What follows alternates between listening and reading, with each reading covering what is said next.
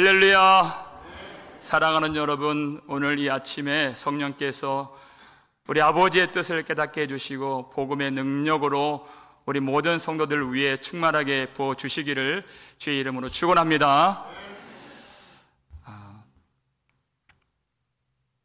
이 요한복음, 사실 예수님의 이 강화체로 되어 있는 이 말씀, 어떤 내러티브나 이야기가 아니기 때문에 우리가 조금 더 집중해서 말씀을 들어주시면 참 좋을 것 같아요. 여러분, 저도 설교를 웃으면서 부드럽게 이렇게, 이게 지금 마지막 웃음입니다, 오늘. 이렇게 부드럽게 하기를 원하는데, 왜냐하면 이 말씀이 그런 사안이 아니에요, 사실. 그렇기 때문에 저도 모르게 제가 의도치 않게 목소리가 높아질 수 있고, 매일 그렇지만 의도치 않게 그렇게 격양될 수 있는 점을 양해해 주시고, 첫 번째 집중해 주시고, 그리고 마음을 열고 우리 하나님께서 우리에게 주실 말씀 그렇게 부드러운 심령으로 받아 주시기를 부탁을 드리겠습니다. 그러면 하나님 성령께서 충만한 은혜를 우리에게 주실 줄 믿습니다. 여러분, 요한복음 15장은 마지막 시간이에요. 그럼 요한복음 15장의 핵심이 무엇입니까? 나의 안에 거하라. 주님 안에 거하는 것. 여러분, 주님 안에 내가 거한다는 것을 어떻게 알 수 있죠? 나는 포도나무요, 너희는 가지라 그랬어요. 가지에 반드시 열매가 맺히게 된다는 것입니다. 우리의 삶에 반드시 이와 같은 열매가 있다. 지난주 17절 보니까 그 열매가 바로 서로 사랑함의 열매인 것이에요. 이것이 우리 아이디, 곧 정체성이 되는 것입니다. 그리고 이 험한 세상을 이길 수 있는 힘이 되는 것이에요. 여러분, 왜 우리가 세상 하면 이긴다라고 하는 표현을 쓸까요? 그리스도인에게 세상은 어떤 세상일까요? 오늘 보면 18절을 보시면 읽겠습니다. 세상이 너희를 미워하면 너희보다 먼저 나를 미워한 줄을 알라. 세상이 너희를 미워한다, 이렇게 얘기해요. 여러분, 우리가 예수님께 붙어 있다 그랬어요. 요한복음 15장에서 예수님께 붙어 있다는 뜻은 세상으로부터 떨어져 나왔다는 것입니다. 이것을 거룩함이다, 이렇게 말하는 것입니다. 예수님 안에 있다는 것이에요. 여러분, 그런데 교회 안에서 예수를 믿는데 여전히 세상의 마음이 있고 세상을 사랑한다면 우리 하나님의 마음이 어떠하실까요? 야고보서 4장 4절을 보시면 이런 말씀이 있는데 읽겠습니다. 가늠한 여인들아, 세상과 벗된 것이 하나님과 원수됨을 알지 못하느냐 그랬어요. 교회 안에 있는데 여전히 세상의 마음을 둔 모든 성도들을 가리켜 가늠한 여인들아, 이렇게 부르시는 것이에요. 예배를 드릴 때에는 힘이 들고 뭔가 짐처럼 여기고 억지로 여기는 그런 모양이 있는데, 그들의 진정 위로와 안식과 기쁨은 세상에서 찾을 때 그러한 사람들은 하나님의 원수가 된다 그랬습니다. 여러분, 왜 우리가 세상을 사랑해서는 안 될까요? 세상은 예수 그리스도를 미워한 세상이고, 그래서 예수님을 못 박은 세상입니다. 예수님이 십자가에서 죽으신 이유는 갈라디아서 1장 4절 보니까 우리를 이 세상 이 세대에서 건지시려고 십자가에서 우리 죄 대신 죽으셨다고 성경이 말씀하고 있기 때문에, 어찌 세상에서 건짐 받은 주의 백성들이 그 예수를 찌르고 못 박은 세상을 사랑할 수가 있겠는가? 그럴 수가 없는 것입니다. 만약 우리가 예수 안에 온전히 거한 성도요 교회라면 세상이 너희를 미워할 것이요, 이렇게 말씀했어요. 여러분, 이 성경을 보면 세상의 미움을 받고 핍박을 받는 그것이 바로 성도의 특권이라고 말하는 것입니다. 왜냐하면 그것이 우리가 예수 그리스도 안에 있다고 하는 분명한 표가 되기 때문입니다. 19절 말씀 볼까요? 읽겠습니다. 너희가 세상에 속하였으면 세상이 자기의 것을 사랑할 것이나 너희는 세상에 속한 자가 아니요 도리어 내가 너희를 세상에서 택하였기 때문에 세상이 너희를 미워하느니라. 아멘. 여러분, 우리가 하나님을 왜 찬양합니까? 하나님이 우리에게 은혜를 주셨기 때문에 찬양하는 것입니다. 그 수많은 사람들 중에서 우리를 지명하여 불러주시고 우리를 거룩한 백성으로 성별해 주셨기 때문에, 이걸 선택이라고 하죠. 그런데 내가 너희를 세상에서 택하였기 때문에 세상이 너희를 미워하느니라 이렇게 말씀하신 것이에요. 성별되었기 때문에. 그러니까 동전의 양면같이 은혜의 면 그 뒤에는 세상의 미움과 박해가 있는 것입니다. 그것이 우리가 예수 그리스도의 소유가 되었다고 하는 증거가 되는 것이에요. 그러니까 참 성도는 이 땅에서 살아갈 때 미움을 받고 박해를 받고 고난이 오면 성경이 뭐라고요? 즐거워하라 이렇게 얘기하고 있어요. 베드로전서 4장 12절 13절 말씀이죠. 읽겠습니다. 사랑하는 자들아, 너희를 연단하려고 오는 불시험을 이상한 일 당하는 것 같이 이상히 여기지 말고 오히려 너희가 그리스도의 고난에 참여하는 것으로 즐거워하라. 이는 그의 영광을 나타내실 때에 너희로 즐거워하고 기뻐하게 하려 함이라. 아멘. 우리에게 고난이 오는 것은 결코 이상한 일이 아닌 것입니다. 불같은 시험이 올 것이지만 그 불같은 시험이 성도의 믿음은 태울 수 없고 우리에게 주신 구원은 태울 수 없는 것입니다. 그러나 우리에게 없어져야 할 욕심이 있죠. 정욕이 있죠. 그 더럽고 추악한 것들만 다 태우고 순전한 믿음만 남게 하시려고 하나님이 교회를 붙드시고 우리를 연단해 주신다는 것입니다. 그러니까 성도는, 진정한 그리스도인은 세상 사람들처럼 성공을 기뻐하거나 재물을 소유하는 것을 기뻐하거나 문제 해결을 기뻐하는 것이 아니라 고난을 받는 것, 예수 그리스도의 고난에 동참하는 것을 즐거워하는 하나님의 백성인 것입니다. 여러분, 그리스도인은요, 생각이 다릅니다. 세상을 보는 관점이 다릅니다. 살아가는 방향이 다른 것이에요. 너무 어렵고 슬프지만 억지로 기뻐하라는 그런 뜻이 아니죠. 성도는 계시를 받은 사람들입니다. 세상이 받지 못한 그 말씀을 받은 사람이에요. 이 고통, 이 실제해요. 그러나 잠깐 있는 것이다 그랬어요. 현재 잠깐 있는 것인데 예수 그리스도께서 다시 오실 때 주와 함께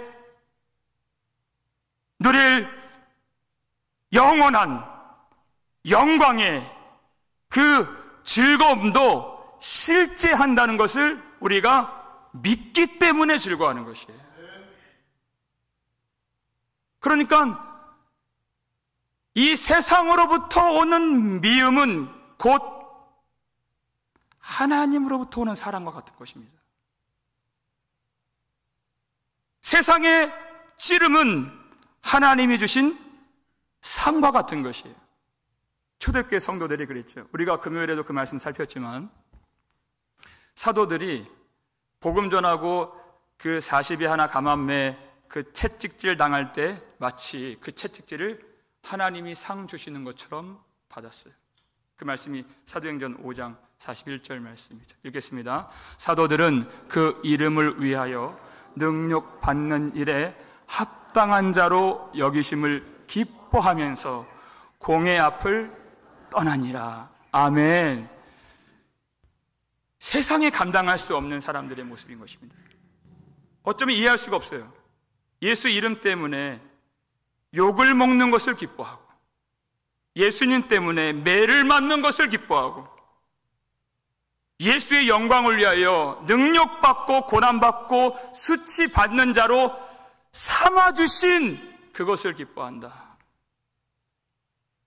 그러니까 세상의 미움이 하나님의 사랑과 같은 것이에요. 여러분, 우리에게 걱정거리가 무엇입니까? 우리에게 고난이 오고, 우리에게 시험이 오고, 우리에게 환난이 오고, 핍박이 오는 것이 두려움의 제목이요 걱정거리가 아니라, 과연 우리가 성도로서의 세상과 구별됨이 나타나는가? 우리가 진정 예수 그리스도와 붙어있는, 예수 그리스도 안에 있는 그런 사람들인가를 자기를 살피고 돌아보지 않을 수가 없다는 것입니다. 과연 우리가 우리 안에서 주님과 붙어있어 열매가 나오는 사람인가? 여러분, 세상은 왜 교회를 미워하고 또 박해할까요? 20절 말씀 보시면 읽겠습니다.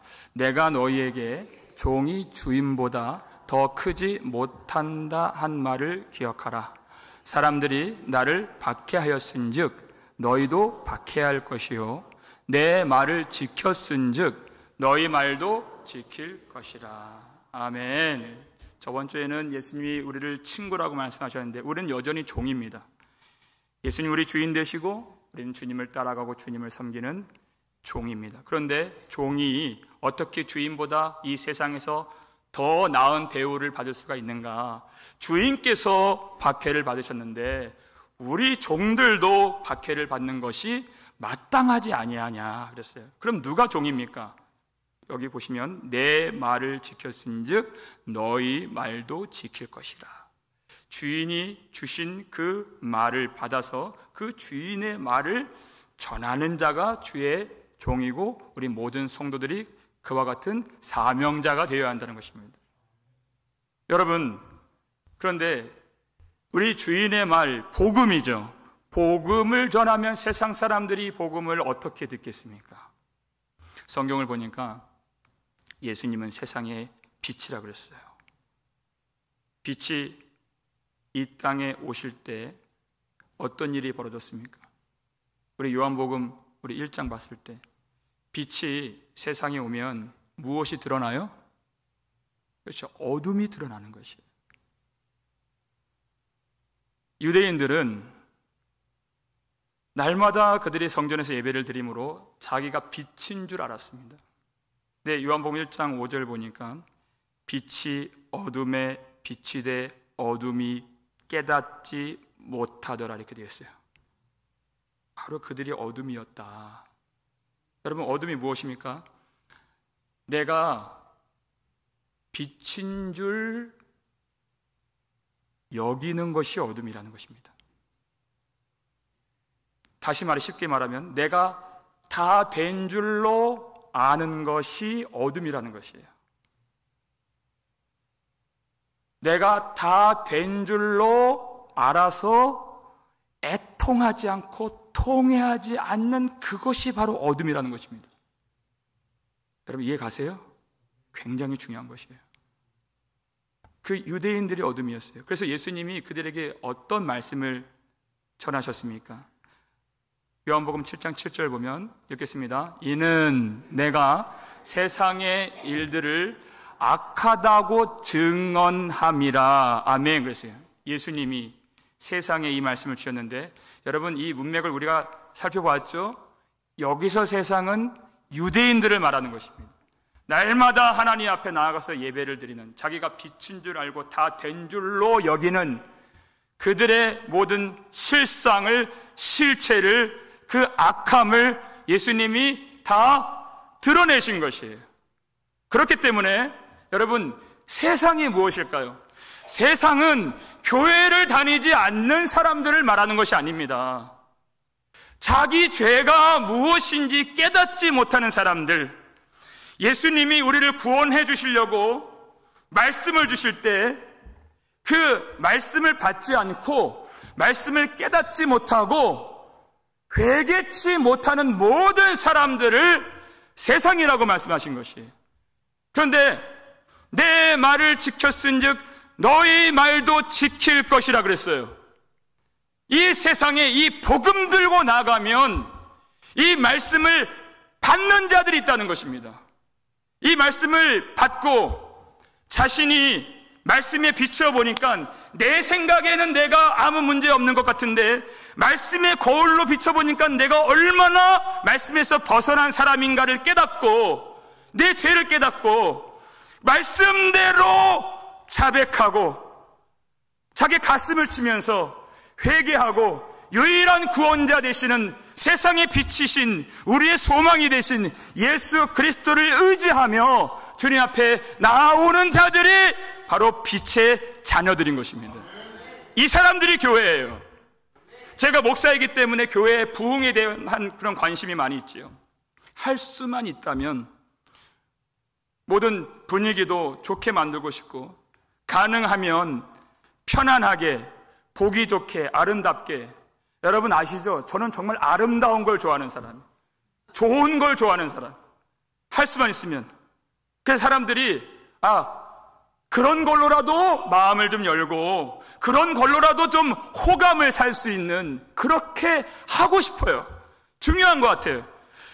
그럼에도 불구하고 하나님의 백성은 하나님께서 마음을 열어 그 복음만을 듣게 해주시는 그 백성이 교회라는 것입니다.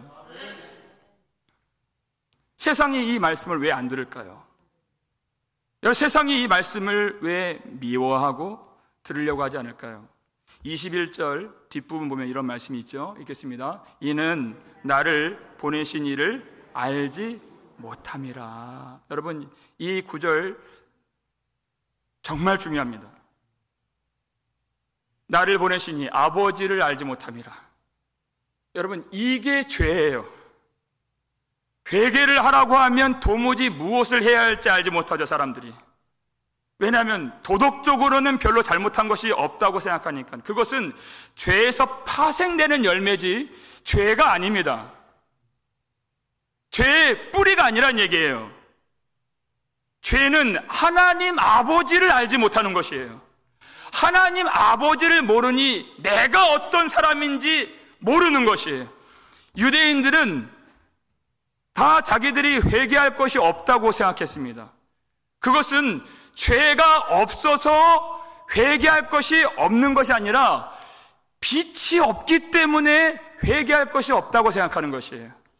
다시 말해 빛을 거부했기 때문에 회개를 해야 하는지 말아야 되는지 모른다, 그 뜻이에요. 22절 말씀 볼까요? 읽겠습니다. 내가 와서 그들에게 말하지 아니하였더라면 죄가 없었으려니와 지금은 그 죄를 핑계할 수 없느니라. 아멘. 예수님이 오셨습니다. 그러니까 그 어둠들이 다 폭로가 되었어요. 예수님이 복음을 전하셨어요. 예수님이 전하신 복음은 그들을 어렵게 하려고 죽이려고 세상이 악하다 증언하신 것이 아니라 내 질병이 뭔지를 알아야 의사를 찾을 거 아니에요? 그러니까 예수님 의지하게 하시려고 주신 생명의 말씀인 거예요. 그러니까 그 말씀을 전하니까 그들의 실상 실체가 다 드러났죠. 하나님을 사랑하는 줄 알았는데 사실상 세상을 사랑하고 하나님의 은혜를 기뻐하는 것이 아니라 내가 했다 하는 그 자기 의를 기뻐하는 그들의 실상이 다 드러나게 되고 들통이 난 거예요. 예수님 오기 전엔 죄가 없었다는 말이 아니라 보이지 않았다. 근데 예수님이 오시니까 다 드러나게 되었다 하는 것이에요. 예수님이 어떻게 해서라도 믿음 주시려고 그 말씀 듣게 하시고 믿게 하시려고 귀신도 쫓아내시고 질병도 고쳐주시고 그것이 본질이 아니지만 그 말씀을 듣게 하시려고 그런 많은 권능을 행하지 않으셨습니까? 그런데 그 결과가 어때요? 마태복음 11장 20절 말씀 읽겠습니다. 예수께서 권능을 가장 많이 행하신 고을들이 회개하지 아니하므로 그때 책망하시되. 사람들이 자기 몸 아픈 것만 고침받길 원하고 정작 고침을 받아야 될 그 영혼과 그 죽은 마음은 고침받기를 원하지 않았다. 예수님이 책망하시는 것이에요. 지금 이 말씀을 갈릴리 지역에서 하시는 것이에요. 베세다야, 가버나움아, 갈릴리야, 내가 너희에게 행했던 이 권능을 소돔 성 안에 있는 사람들에게 행했더라면 그들이 회개하였을 것이고 그 소돔 성이 지금까지 있었으리라. 그래요. 여러분, 소돔과 고모라가 우리보다 더 악해서 망한 것이 아닙니다. 그들이나 갈릴리나 우리나 회개하지 아니하면 다 망한다고 하셨어요. 그래서 여러분, 우리가 바라는 것이 좋은 것이 아니라 하나님이 우리에게 주시는 것이 선한 것입니다. 하나님이 우리에게 주시려고 하는 것. 우리가 언제 하나님의 말씀 듣고 싶다고, 하나님 말씀 필요하다고 그렇게 해본 적이 있습니까? 아니에요. 하나님이 주신 것입니다.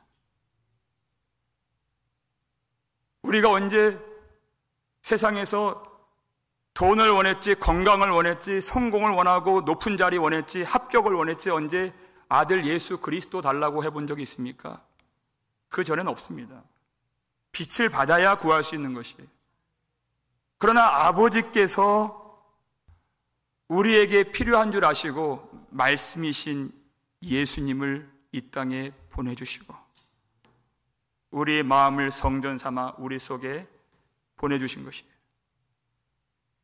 이 은혜를 아는 자는 찬양할 수밖에 없는 것이에요. 내가 바랄 수도 없고 내가 구할 수도 없는 중에 하나님이 우리에게 가장 선한 것을 허락하여 주셨기 때문에 그 하나님을 사랑할 수밖에 없는 것입니다. 세상을 사랑하는 것이 아니라 그 좋으신 아버지를 사랑할 수밖에 없는 것이에요. 근데 세상은 어때요? 25절 말씀 보시면 읽겠습니다. 그러나 이는 그들의 율법에 기록된 바 그들이 이유 없이 나를 미워하였다 한 말을 응하게 하려 함이라. 아멘. 세상은 이유 없이 예수님을 미워하고 이유 없이 하나님을 미워하는 세상인 것입니다. 하나님은 우리에게 그리고 온 세상 위에 항상 좋은 것을 주시는 선하신 하나님이십니다. 그리고 더 좋은 구원을 주시기 위하여 그 아들마저 이 땅에 보내신 하나님이십니다. 모든 사람들이 자기 죄로 말미암아 하나님의 진노 아래에 있기 때문에 그 아들을 보내시사 우리 죄 대신 하나님의 모든 진노와 저주와 형벌과 심판을 십자가 위에서 받게 하시고 우리에게는 하나님이 가장 기뻐하시는 그 생명을 다 백성들에게 주시기 위하여서 그 아들 예수께서 우리를 위해 십자가에서 피 흘려 죽으셨다는 것이에요. 그 일을 행하신 하나님을 어찌 미워할 수가 있습니까? 여러분, 이 미국 땅도 이유 없이 하나님을 미워하고 있어요. 200년 전 뉴 잉글랜드 윌리엄스 칼러지에 사무엘 밀스라고 하는 한 젊은 청년이 이 대학가에 부흥이 일어나기를 간절히 소원하는 그 마음이 불길같이 일어났어요. 그래서 자기하고 그 마음이 맞는 몇몇 그 형제들하고 매주 모여서 기도회를 갔습니다. 1808년 8월 어느 토요일 무더운 여름날이었어요. 근데 기도회를 어느 강가에서 하는데 갑자기 소나기가 내리는 거예요. 그런데 이 기도를 끊을 수가 없습니다. 그러니까 근처에 있는 어떤 건초더미 그 속에 파고 들어가서 계속 기도를 이어가는데 제가 그 문헌을 보니까 그 기도의 내용이 하나님 아시아의 부흥을 주옵소서예요. 200년 전에 그 5명의 그 형제들이 건초더미 속에서 아시아의 부흥을 주옵소서 그렇게 기도하고 이 청년들이 다시 대학을 갔습니다. 예일로, 프린스턴으로, 하버드로 가서 거기서도 기도회 모임을 만들고 그 기도의 불길이 일어나면서 선교 활동이 불길처럼 타오르고 일어나게 되는 것이, 그 1810년 처음으로 미국의 해외 선교회가 창립되었어요. 그리고 정확히 100년 후에 우리 조선 땅에도 그 부흥의 불길이 옮겨 붙어서 우리가 이와 같이 하나님을 섬기고 예수를 믿는 주님의 백성이 된 것입니다. 그 시작, 그 5명이 기도했던 그것이 그 유명한 건초더미 기도회라는 것이에요. 그리고 그 기도의 불길이 일어나면서 하나님이 이 미국을 얼마나 축복해 주셨습니까? 그런데 1962년 미국 대법원에서 어떤 조치를 내렸죠? 모든 학교에서 기도 금지 조치가 선포됐어요. 이제 청년들이, 학생들이 마음껏 기도할 수가 없는, 주님을 향해 마음껏 예배하거나 찬양할 수 없는 이 땅이 된 것입니다. 그렇게 축복하시고 은혜를 부어주시고 선히 여겨주신 하나님을 이유 없이 미워하는 거예요. 하나님을 모른다는 것입니다. 그런데 오늘 본문을 보니까 그것까지도 하나님의 말씀을 응하게 하려 함이라 그랬죠. 하나님의 모든 말씀을 성취하는 것이다. 하나님이 그것을 모르고 계신다는 것이 아닙니다. 모든 하나님의 주권과 계획과 통치 아래에 있는 일이다. 그래서 하나님이 그 마지막 때가 될수록 신실한 주의 백성들을 남겨두시고 그 교회를 붙들어 주셔서 마지막 날까지 견고하게 주님이 지켜주실 때 이 교회가 반드시 승리하는 교회가 된다는 말씀인 것이에요. 우리가 그것을 믿습니다. 그래서 기도를 포기하지 않는 것이에요. 생각해 보니까 왜 이 민족에게 1907년 평양에서 대부흥을 맞이하게 하시고 그리고 그 많은 사람들을 다시 미국 땅에 심어 살게 하셨는가? 이 땅에 부흥이 다시 올 수 있도록 기도를 뿌리고 눈물을 쏟고 우리가 회개하고 가슴치며 하나님을 바라보라고 우리를 부르신 줄 믿으시길 바랍니다. 어떻게 해요? 우리가 그리스도인으로서 이 세상에 어떻게 삽니까? 어떻게 그 승리를 우리가 볼 수 있습니까? 26절 말씀입니다. 읽겠습니다. 내가 아버지께로부터 너희에게 보낼 보혜사 곧 아버지께로부터 나오시는 진리의 성령이 오실 때 그가 나를 증언하실 것이요. 아멘. 우리 주님께서, 우리 하나님께서 성령님, 보혜사, 성령, 곧 진리의 성령을 우리에게 보내주신다는 것입니다.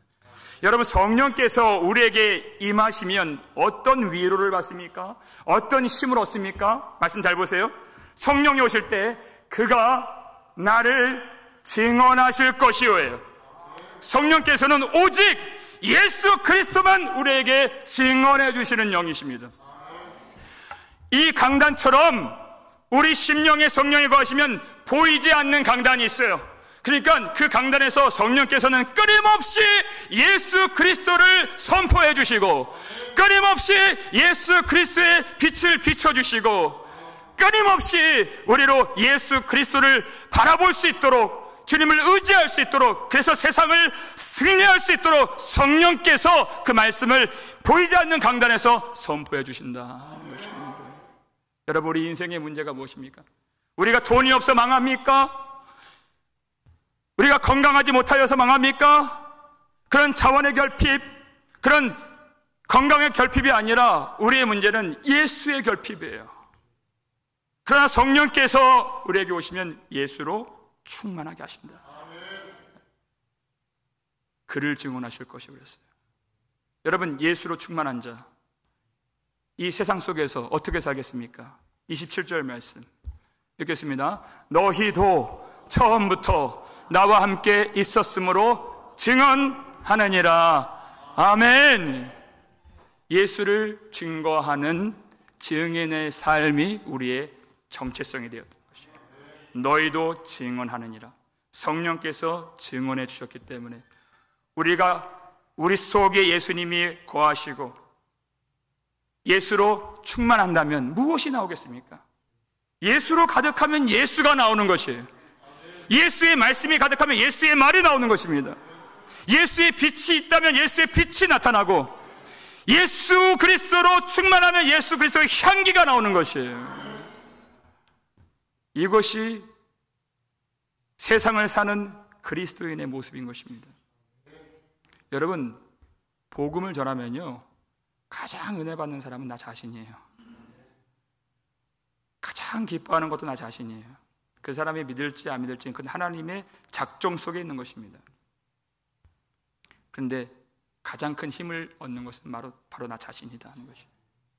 그러니까 사도들이, 초대교회 성도들이 모든 권위가 다 하나님께로부터 나온 걸 알아요. 그래서 법도 잘 지키고 그 질서 속에서 그 교회를 이루면서 이 사회의 빛을 비추는 그 역할을 잘 감당했는데 딱 한 가지가 안 되는 거예요. 딱 한 가지가. 공회원들이, 관원들이 뭐라고 말했습니까? 그 사도들 붙잡아 놓고 도무지 앞으로는 예수의 이름으로 말하지도 말고 예수의 이름으로 가르치지 말라. 그리고 엄히 경고하고 옥에 가두고 채찍질하고 그들을 때렸어요. 근데 그게 안 되는 거예요. 안 돼요. 왜? 안에 예수로 가득하기 때문에. 마지막으로 사도행전 5장 42절 말씀 어떻게 했습니까? 읽겠습니다. 그들이 날마다 성전에 있든지 집에 있든지 예수는 그리스도라고 가르치게와 전도하기를 그치지 아니하니라. 아멘. 날마다 성전에 있든지 집에 있든지 예수를 증거하는 증인의 정체성으로 예수는 그리스도라, 예수는 그리스도라 가르치는 것과 전도하기를 그치지 아니하니라. 포기할 수 없는 거예요. 내 생명은 버릴 수 있으나 예수 그리스도의 이름은 버릴 수 없는 것이에요. 그것이 영생을 받은 사람인 것입니다. 우리가 어떻게 삽니까? 복음으로 사는 것입니다. 복음 안에 우리가 사는 것입니다. 그리고 복음을 사는 것이에요. 우리가 목요일날 그리고 금요일날 양일간 행복한 사명자 컨퍼런스, 주의 길을 걸을 때 가장 하나님이 주시는 그 기쁨과 행복을 누릴 수 있는 그 집회를 우리가 은혜 가운데 가졌습니다. 그런데 여러분, 그 집회는 그 이틀만 딱 하고 끝나는 것이 아니에요. 이제 우리에게 오고 오는 그 모든 세상 속에서 날마다 증인된 정체성을 가지고 예수 그리스도의 복음을 전해야 하는 우리의 생활에, 우리의 삶의 터전에 실제가 남아있는 것이에요. 우리 이 사명자 컨퍼런스 하니까 많은 분들이 우리 교회 정말 이 잔치하는 것 같아서 너무 행복합니다. 그 내용이 아니라 그냥 그거 자체, 모여있는 자체, 하나님 은혜 속에 있는 그 자체. 그래서 정말 많은 분들이 수고해 주셨어요. 그리고 많은 분들이 참여해 주셨어요. 그래서 우리 목요일날 6시부터 10시까지, 금요일날 6시부터 10시까지 칭찬과 격려가 끊이질 않고 이루어졌죠. 그러나 우리가 이제 나아가야 할 그 세상에는 감미로운 그런 찬양 소리도 누군가 연주해 주지 않습니다. 누군가 칭찬해 주고 인정해 주고 그리고 격려해 주고 위로해 주지 않습니다. 그러나 이 복음을 들고 나간다면 주께서 우리와 함께 해주시고 이 사명 감당할 만한 모든 하늘의 능력과 지혜와 힘을 주실 줄 믿습니다. 볼지어다 내가 세상 끝날까지 너희와 항상 함께 있으리라 믿으시길 바랍니다. 기회 주신 대로 이 복음 가지고 세상에 나가서 세상이 미워한다면 주님 말씀대로 그 미워하는 자를 사랑하고, 그것이 우리의 정체성인 것입니다. 복음 전할 때 박해를 받으면 그 박해하는 자를 위하여 기도하라 주신 그 말씀대로 그를 위해서 기도하고, 세상이 알지 못하고 세상이 받지 못한 우리만 알고 우리만 받은 그 예수 그리스도의 사랑을 이 땅에 흘려 보내줄 때 성령께서 이 땅을 하나님의 나라 되게 해 주실 줄 믿으시길 바랍니다. 하나님, 다만 오늘 이 아침에 이 오전에 우리에게 예수로만 충만하게 채워 주시옵소서. 예수만 알고, 그래서 예수만 말하고 예수의 향기 전파할 때 이 땅을 회복시키고 변화시킬 수 있는 교회가 될 줄 믿습니다. 그렇게 만들어 주시기를 주의 이름으로 축원합니다.